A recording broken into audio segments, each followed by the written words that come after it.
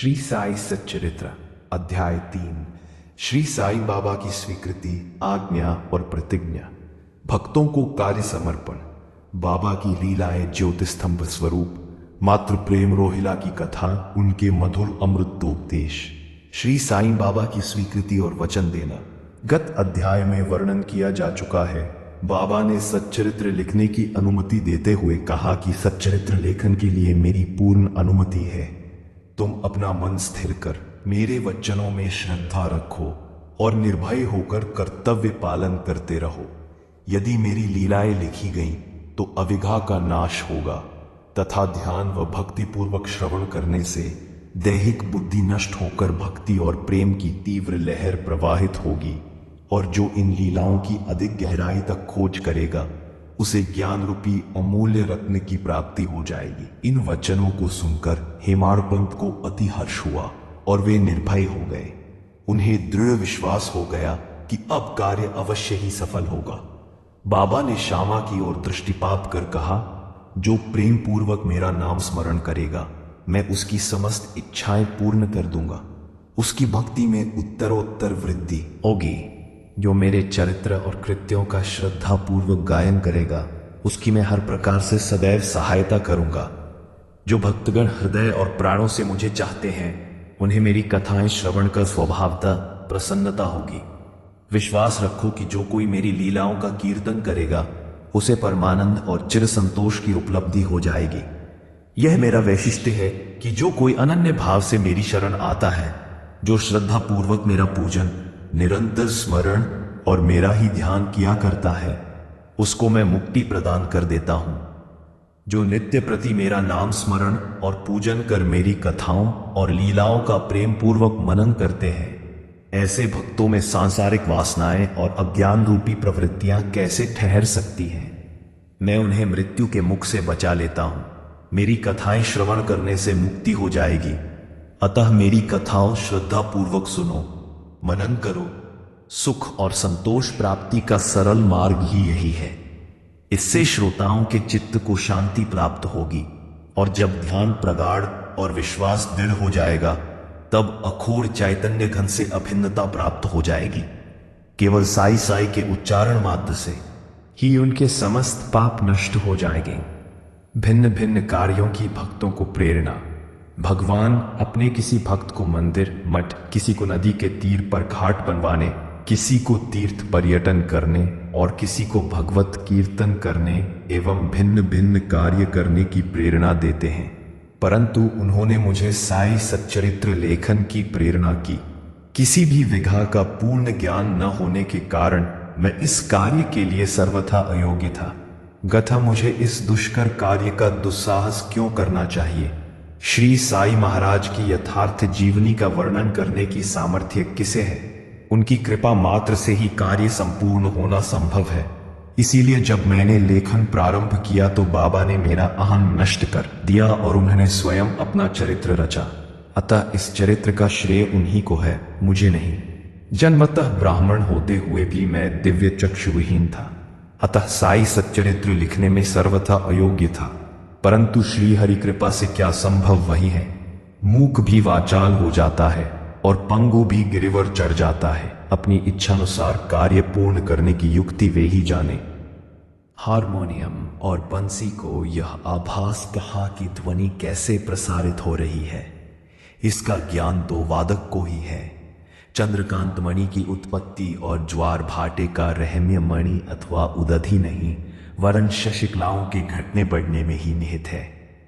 बाबा का चरित्र ज्योतिस्तंभ स्वरूप इसलिए बनाए जाते हैं जिससे नाविक चट्टानों और दुर्घटनाओं से बच जाएं और जहाज का कोई हानि न पहुंचे। इस भवसागर में श्री साई बाबा का चरित्र ठीक उपयुक्त भांति ही उपयोगी है।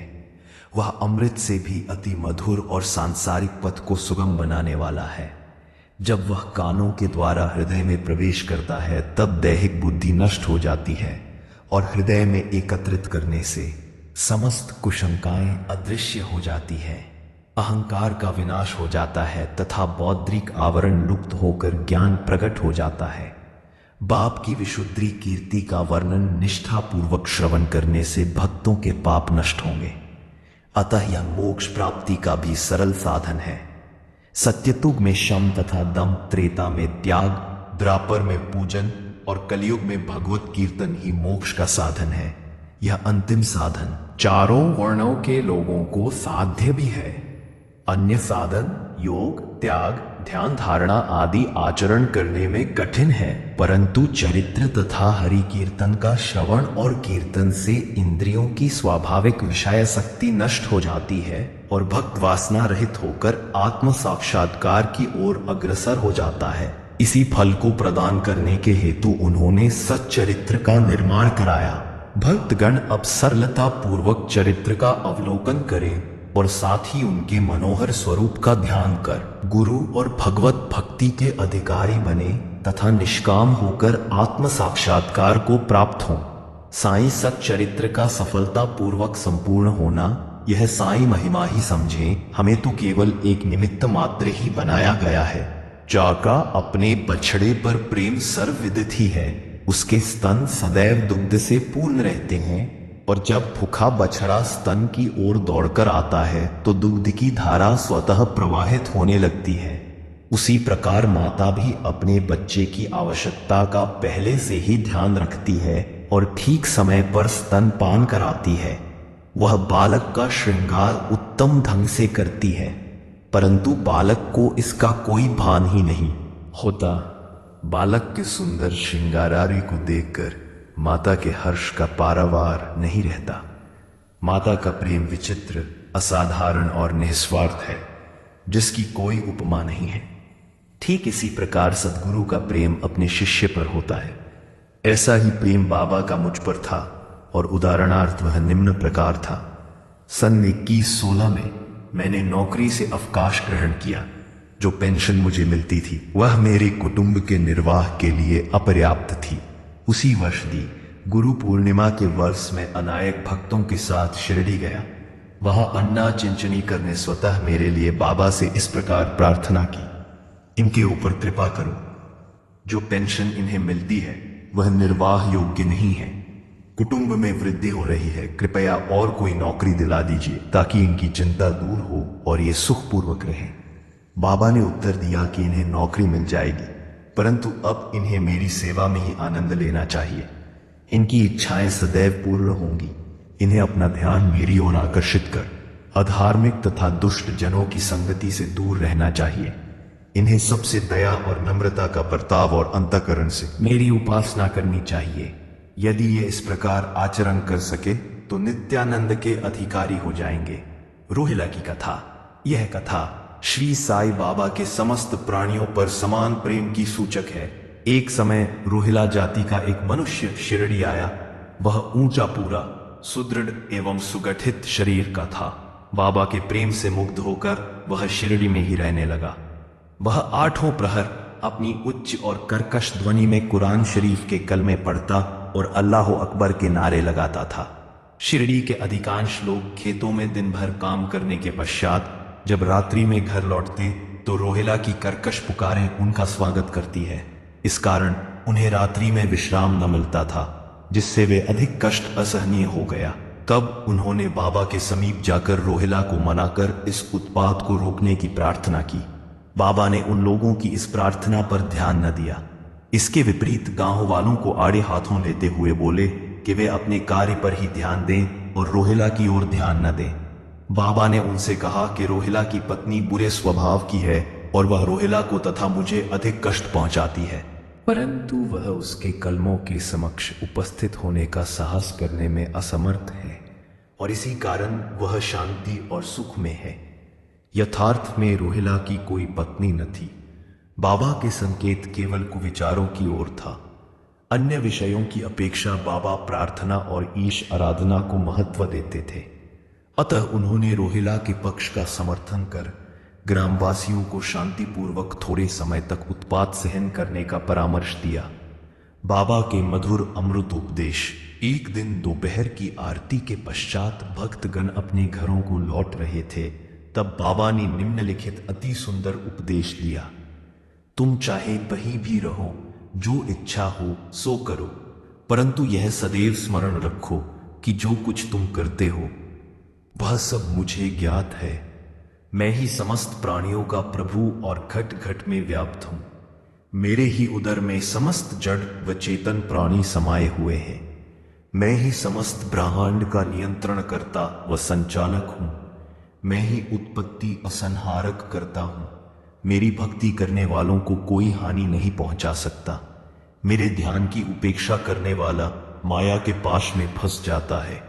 समस्त जंतु, चींटियां तथा दृश्यमान, परिवर्तनमान और स्थायी विश्व मेरे ही स्वरूप है। इस सुंदर तथा अमूल्य उपदेश को श्रवण कर मैंने तुरंत यह दृढ़ निश्चय कर लिया कि अब भविष्य में अपने गुरु के अतिरिक्त अन्य किसी मानव की सेवा न करूंगा। तुझे नौकरी मिल जाएगी।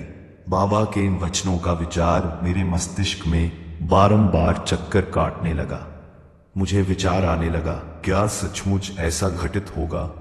भविष्य की घटनाओं से स्पष्ट है कि बाबा के वचन सत्य निकले और मुझे अल्पकाल के लिए नौकरी मिल गई। इसके पश्चात मैं स्वतंत्र होकर एक चित्त से जीवन पर्यंत बाबा की ही सेवा करता रहा। इस अध्याय को समाप्त करने से पूर्व मेरी पाठकों से विनम्र प्रार्थना है कि वे समस्त बाधाएं जैसे आलस्य, निद्रा, मन की चंचलता व इंद्रिय आसक्ति दूर कर और एक चित्त हो अपना ध्यान बाबा की लीलाओं की ओर वै और स्वाभाविक प्रेम निर्माण कर भक्ति रहस्य को जाने तथा अन्य साधनाओं में व्यर्थ श्रमित न हो। उन्हें केवल एक ही सुगम उपाय का पालन करना चाहिए और वह है श्री साई लीलाओं का श्रवण। इससे उनका अज्ञान नष्ट होकर मोक्ष का द्वार खुल जाएगा। जिस प्रकार अनेक स्थानों में भ्रमण करता हुआ भी लोभी पुरुष अपने गड़े हुए धन के लिए सतत चिंतित रहता है, उसी प्रकार श्री साई को अपने हृदय में धारण करो। अगले अध्याय में श्री साई बाबा के शिरडी आगमन का वर्णन होगा। श्री सद्गुरु साईनाथ अर्पणमस्तु। शुभम भवतु।